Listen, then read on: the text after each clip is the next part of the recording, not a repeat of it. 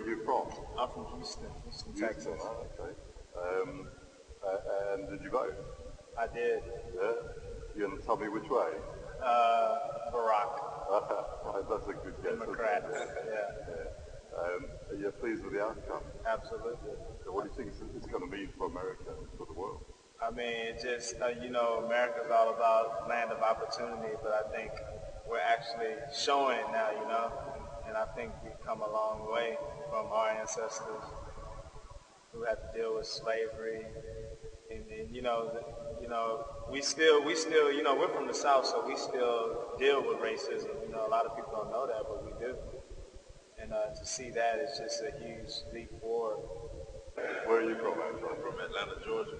I mean, is that going to make a big difference to places like Atlanta? Because traditionally, the South has been the worst for like Drew was saying before, like growing up, like especially our parents and our grandparents, they never thought they'd see a day as a black person, even have an opportunity to run for president, let alone winning it. So it's huge.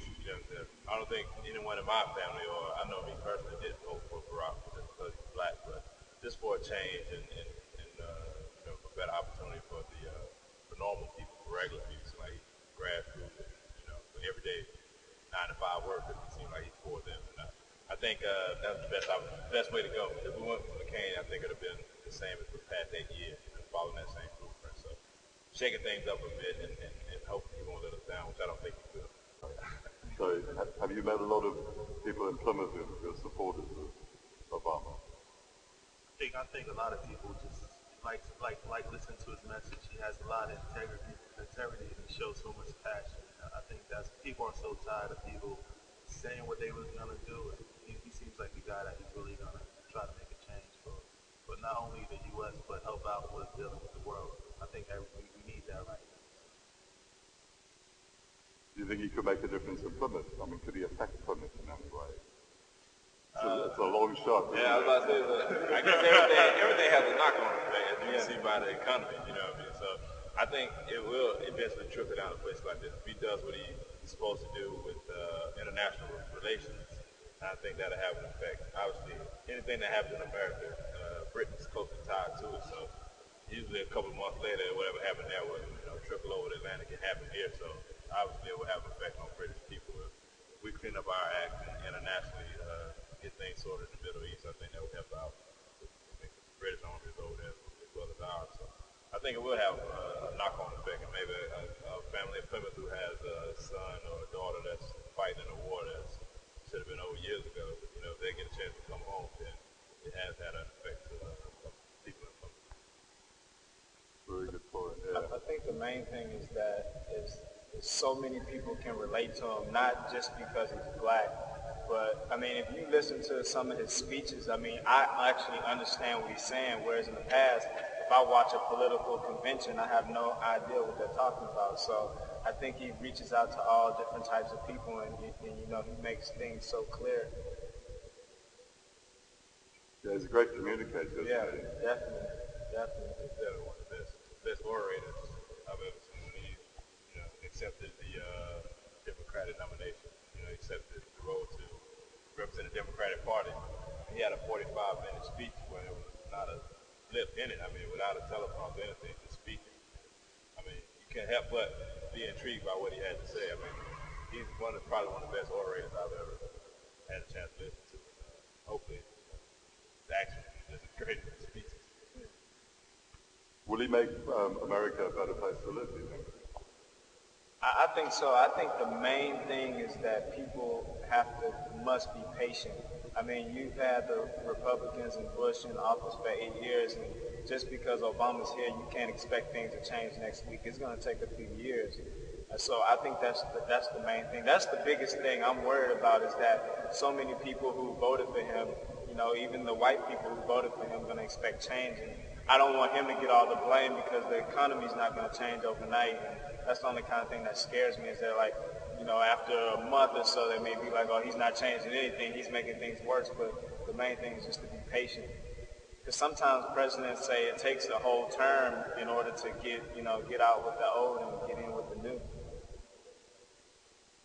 I think he made a big change already just with people accepting a person of a minority race to lead the country.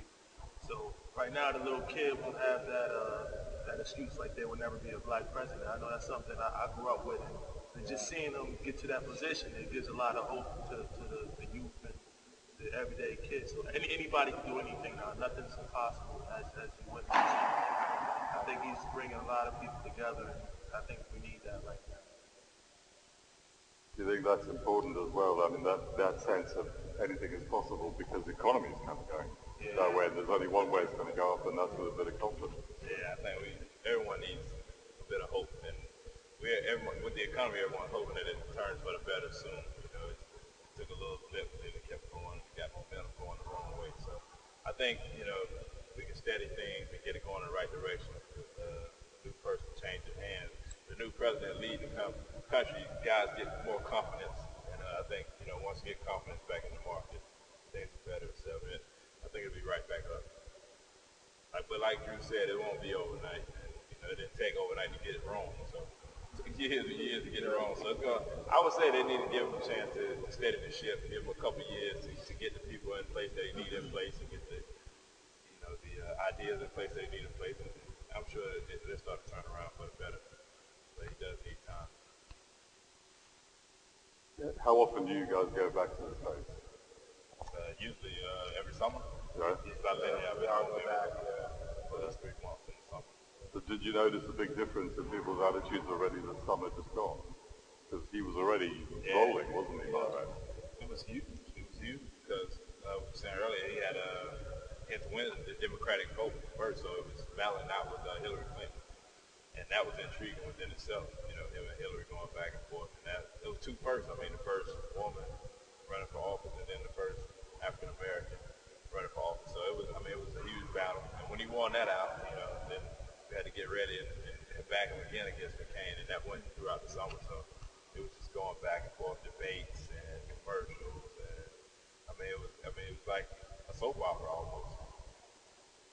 I think the biggest difference I noticed was that our peers was talking about politics. I mean, people our age don't talk about politics, and when I went home this summer, you know, my friends and things, we talking about the presidential election, and you know, the topic of conversation was pretty much that, you know, which in the past that wouldn't be the case. It's been a long time coming, but tonight, because of what we did on this day, in this election, at this defining moment, change has come to America.